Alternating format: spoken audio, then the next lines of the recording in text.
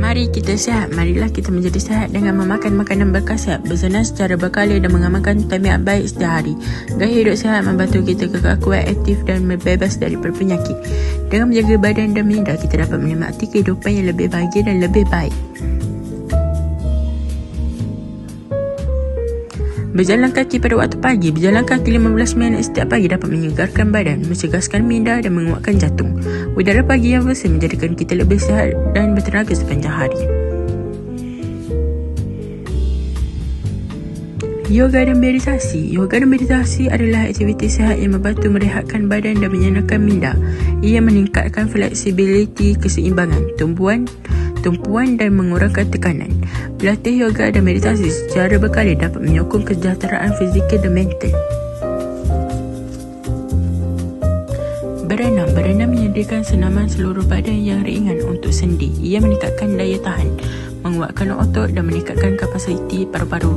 Sama ada anda berenang dalam pusingan atau hanya bergerak di dalam air, ia adalah aktiviti yang menyeronokkan dan berkesan. Bermain papan lucu atau skateboard merupakan aktiviti sukan yang menyeronokkan dan mencabar. Aktiviti ini dapat melatih keseimbangan badan serta menguatkan otot kaki dan tangan. Berlari merupakan senaman kardiovaskular yang berkesan yang membantu membina daya tahan dan membakar kalori.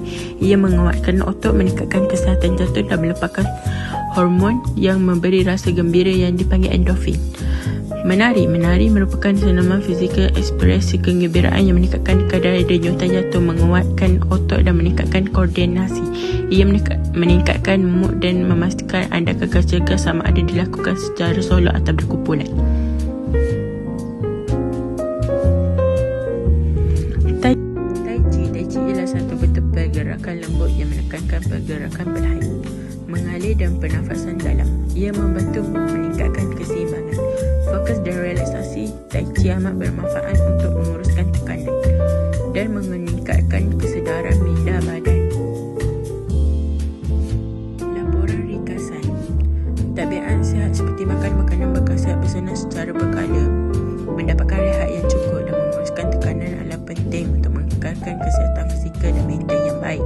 Tabiat ini membantu meningkatkan tenaga, menguatkan badan dan mencegah daripada penyakit.